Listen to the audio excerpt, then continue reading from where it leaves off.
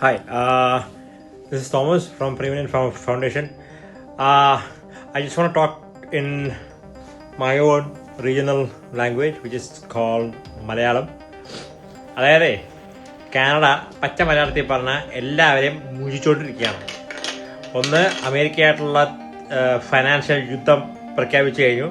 Trump മച്ചാൻ അവിടെ നിന്നുകൊണ്ട് കാനഡയിലേക്ക് ഇൻഡാസ് അടിച്ചു തന്നിട്ടുണ്ട് 25%.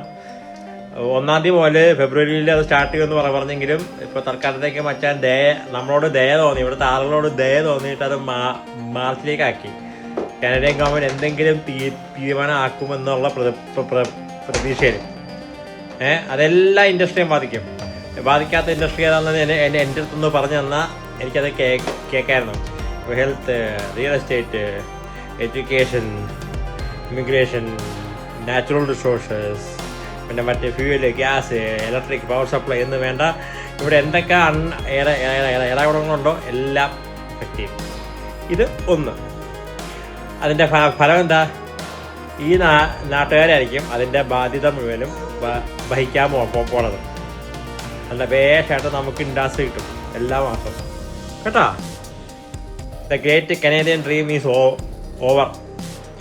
V are all dead people living in a ghost country, a ghost place, ghost city, പ്രേത നഗരം എന്നൊക്കെ കേട്ടില്ല, അതുപോലെ പ്രേത രാജ്യം ഇവിടെ വിഴുങ്ങി വെച്ചേക്കുക. രണ്ടാമത്തത്, ഇമിഗ്രേഷനിൽ ഇപ്പോൾ കുറേ ചേഞ്ചസ് വന്നിട്ടുണ്ടല്ലോ. ഇപ്പോൾ ഡിഗ്രി പഠിക്കാൻ വന്നവർക്ക്, PG പഠിക്കാൻ വന്നവർ, അവർക്കിപ്പോൾ PR ആപ്ലിക്കേഷൻ വെച്ചവർക്കൊന്നും പോയിൻറ്റ്സ് ഒക്കുന്നില്ല. എങ്ങനെ നോക്കിയിട്ട് പോയിന്റ്സ് മീറ്റ് ചെയ്യാൻ പറ്റുന്നില്ല. അവരവിടെ ലൈഫ് എടുക്കുന്നു, തലവൊക്കെ പറയുന്നു, ലാംഗ്വേജ് ടെസ്റ്റ് വീഡിയോ എഴുതുന്നു, ക്രെഡൻഷ്യൽ അസസ്മെൻറ്റ് വീണ്ടും കൊടുക്കുന്നു, പ്രൊവിൻസ് മാറാൻ നോക്കണു, ഇൻറ്റീരിയേഴ്സിലേക്ക് പോകണു, ബുദാവിലേക്ക് വരെ പോകുന്ന ആൾക്കാർ ഇവിടെ പ്രൊവിൻസ് വേറെയല്ല അങ്ങനത്തെ സ്ഥലങ്ങളിലേക്ക് പോയിട്ട് PR കിട്ടുമോ നോക്കാൻ വേണ്ടി പോവാണ്. കാരണം ഇവിടെ ഓൾറെഡി ഇവിടെ വന്ന്, ഇപ്പം ഞാൻ പറയുന്നത് ഇവിടെ വന്നിട്ട് പോക്കറ്റെണ്ണം കാണിക്കുന്ന ആൾക്കാരെ കുറിച്ചല്ല. അതായത് വിദ്യാഭ്യാസത്തിന് വന്നിട്ട് ഇവിടെ ബാക്കിയുള്ള ഉടായ്പ പരിപാടികൾ, ഫേക്ക് എഡ്യൂക്കേഷണൽ വിസയിൽ വന്നിട്ട് ഇവിടെ വന്നിട്ട് പോക്കറ്റെണ്ണം കാണിക്കുന്നവർ, ഇവിടെ വന്നിട്ട് സമരം ചെയ്യുന്നവർ, നാട് മുട്ടിപ്പിക്കുന്നവർ, പിന്നെ ഇവിടെ വന്നിട്ട് PR തരണം നമ്മൾ സമരം ചെയ്യുന്ന ആൾക്കാർ, ഇവരെയൊന്നും ഉദ്ദേശമില്ല.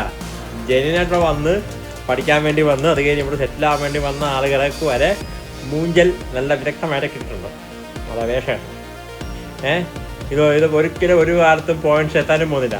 ഇപ്പോൾ ഇടയ്ക്ക് ഞാനൊരു ന്യൂസ് കണ്ടു. ഇവിടെ വന്നിട്ട് മാസ്റ്റേഴ്സ് ചെയ്ത് സോഫ്റ്റ്വെയർ എഞ്ചിനീയർ ആയ ഒരു പയ്യന് എക്സ്പ്രഷനിൽ എന്ത് ചെയ്തിട്ടും പോയിന്റ്സ് മീറ്റ് ചെയ്യാൻ പറ്റില്ല. അവന് post graduate work permit extend പോലും ചെയ്ത് കിട്ടുമോ ഇല്ല എന്നുള്ള കാര്യം സംശയത്തിലായി ഇപ്പോഴത്തെ മാറിയ സാഹചര്യത്തിൽ. അപ്പോൾ ശരിക്കും പറഞ്ഞാൽ നിങ്ങൾ ആരെയും ഇവിടെ നിന്ന് ഡിപ്പോർട്ട് ചെയ്യണേ? ഇവിടെ നിന്ന് ക്വാളിഫൈഡ് ആയിട്ടുള്ള ആൾക്കാരാണ് ഡിപ്പോർട്ട് ചെയ്യണത്, അതോ ഇവിടെ ഒന്നിനും കൊള്ളത്തിലാണ് ഡിപ്പോർട്ട് ചെയ്യണേ? അറിയാൻ പാടില്ലാനായിട്ട് ചോദിക്കുകയാണ് പക്ഷേ mister mark Miller, mister Justin Trudeau, Canadian government, IRCC എല്ലാവരോടുമായിട്ട് ചോദിക്കുകയാണ് എന്താണ് നിങ്ങളുടെ ഉദ്ദേശം? ഞാനിവിടെ സിറ്റിസൺഷിപ്പ് എടുത്തിരിക്കുകയാണ്, അതിനകത്ത് പ്രത്യേകിച്ച് വിഷയങ്ങളൊന്നും ഇനി വരാനില്ല എന്ന് പ്രതീക്ഷിക്കുന്നു. ഇത് ഇപ്പോൾ ഒരു തരത്തിലും പോയിന്റ് ഒക്കാത്ത ആൾക്കാർ എന്നിട്ടെന്താ IRCC എന്ന് പറയുന്ന പ്രസ്ഥാനം ഡെയിലി പരസ്യം ചെയ്യുന്നുണ്ട്. ഇങ്ങോട്ട് പോലെ കാനഡയിൽ ഇതുണ്ട്, അതുണ്ട്, മറ്റതുണ്ട്, മറിച്ചതുണ്ട്, ഇവിടെ വിഴുങ്ങി വെച്ചേക്കുവാണ്. ഈ പരസ്യം കേട്ട് ദൈവത്തെ ഓർത്തിട്ട് കാനഡയിലേക്കുള്ള സ്വപ്നമായിട്ട് ഇങ്ങോട്ട് വരാതിരിക്കുക.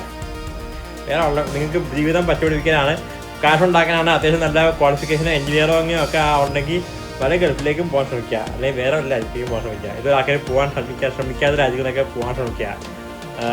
കാനഡയിൽ ഇനി ഒന്നുമില്ല, കഴിഞ്ഞു, പരിപാടിയൊക്കെ കഴിഞ്ഞു. ഇങ്ങനെ ഈ പോക്കാണ് പോകുന്നതെങ്കിൽ അമേരിക്കയിലേക്ക് കാനഡ ചേരുന്നതായിരിക്കും നല്ലത്.